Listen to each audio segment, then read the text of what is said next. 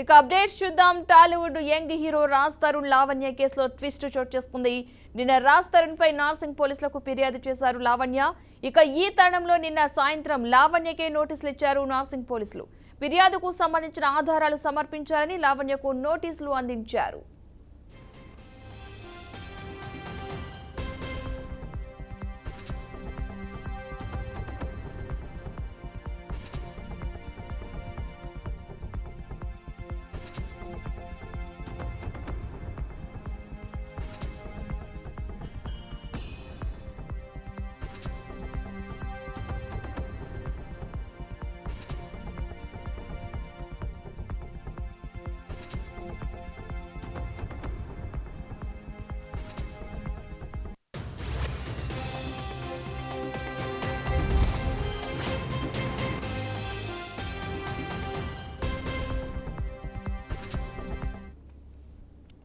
ఈ మేరకు 91 సిఆర్పిసి కింద నోటీసులు జారీ చేశారు. తనను పెళ్లి చేసుకుంటానని నమ్మించి మోసం చేశాడని లావణ్య ఫిర్యాదు చేశారు.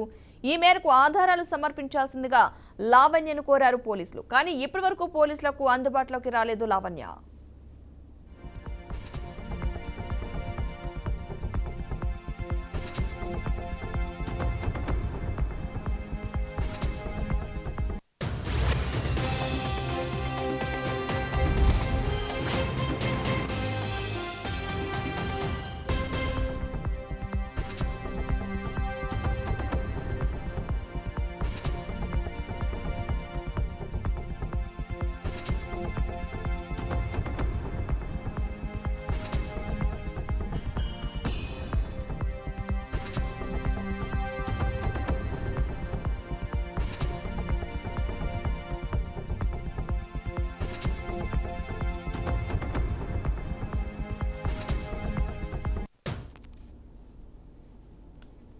అటు రాజ్ తరుణ్ వ్యవహారంలో పోలీసులు తాజాగా స్పందించారు. రాజ్ తరుణ్ ప్రియురాలు లావణ్య తమకు ఫిర్యాదు చేసిందని నార్సింగ్ ఇన్స్పెక్టర్ వెల్లడించారు. రాజ్ తరుణ్ మరో అమ్మాయితో సహజీవనం చేస్తున్నాడని తనను బెదిరిస్తున్నట్లుగా ఫిర్యాదులో పేర్కొంది లావణ్య ఇచ్చిన ఫిర్యాదుపైన ఆధారాలు పరిశీలించి చర్యలు తీసుకుంటామని పోలీసులు వెల్లడించారు. ఇక ఇదే అంశానికి సంబంధించిన పూర్తి సమాచారాన్ని మా డిప్యూటీ అవుట్పుట్ ఎడిటర్ వెంకటేష్ మరింత సమాచారం అందిస్తారు. వెంకట్, ఈ ఘటనకు సంబంధించిన పూర్తి అప్డేట్స్ ఏంటి?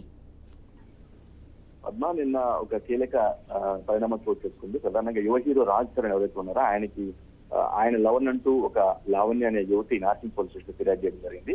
ఆల్మోస్ట్ 11 ఏళ్లుగా తాము రిలేషన్షిప్ లో ఉన్నామని, తనను ప్రేమించి పెళ్లి చేసుకుంటానని మోసం చేశాడని ఆమె ప్రధానంగా ఫిర్యాదులో కంప్లైంట్ చేసింది. అంతేకాదు ఎవరైతే ఇప్పుడు రాజ్ తరుణ్ మీద ఒక అలిగేషన్ కూడా చేయడం జరిగింది.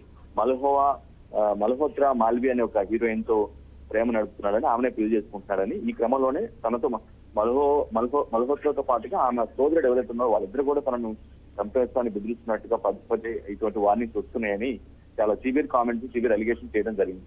ఈ నేపథ్యంలో నార్సింగ్ పోలీసులు ఏం చేశారంటే, ఫిర్యాదును తీసుకున్నటువంటి పోలీసులు లావణ్య ఏదైతే అలిగేషన్ చేసిందో దానికి సంబంధించినటువంటి ఆరోపణలు మొత్తం కూడా ఆధారాలు, అంటే చేసే ఆరోపణలకి ఖచ్చితంగా ఆధారాలు సాక్ష్యాలు చూపించాల్సిన అవసరం ఉంటుంది. ఇన్వెస్టిగేషన్ చేయాలన్నా, ముందుకెళ్లాలన్నా, అదిగాక రాజ్ తరుణ్ కొంత సినీ సెలబ్రిటీని కొనసాగిస్తున్నాడు, చాలా స్టేటస్ కొనసాగిస్తున్నాడు కాబట్టి ఆబ్వియస్ గా కొంత పోలీసులు రియాక్ట్ అవ్వాలన్నా, రెస్పాండ్ అవ్వాలన్నా, ఆ విచారణకు ముందుకెళ్లాలన్నా కొంత ఆధారాలు తీసుకోవాల్సిన అవసరం ఉంటుంది. ఈ క్రమంలోనే ఆధారాలు ఖచ్చితంగా మీరు సమర్పించాల్సిన అవసరం ఉంది అని లావణ్యకి పోలీసులు నోటీస్ పంపించడం జరిగింది. ప్రధానంగా యాక్చువల్లీ ఆమె ఇప్పటికి పోలీసులకు అందుబాటులో లేని నేపథ్యంలోనే నోటీసులు త్రూ వాట్సాప్, త్రూ మెయిల్ ద్వారా మొత్తానికి అయితే పంపించినట్టుగా స్పష్టంగా అర్థమవుతుంది.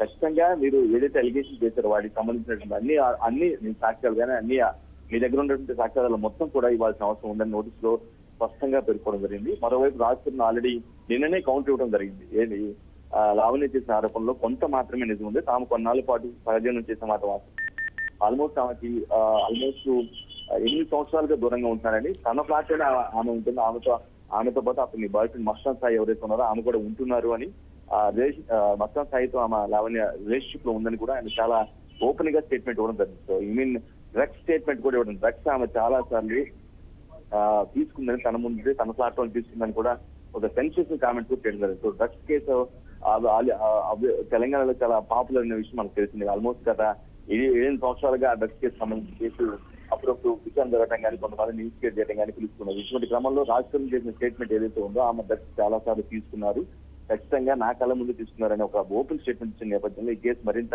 ప్రాధాన్యత సంతరించుకుంది. అన్నిటికీ మించి ఇప్పుడు ఆమె చేసినటువంటి కంప్లైంట్ లో ఇచ్చినటువంటి కంప్లైంట్ లో చేసిన ఆరోపణలు మొత్తానికి కూడా ఖచ్చితంగా సాక్ష్యాధారాలు ఇవ్వాల్సిన అవసరం ఉంది. తద్వారానే తాము ముందుకెళ్ళగల ఇన్వెస్టిగేట్ చేయగలమని పోలీసులు చాలా స్పష్టంగా నోటీసులు పేర్కొనడం జరిగింది. Padma. Right, thank you Venkat.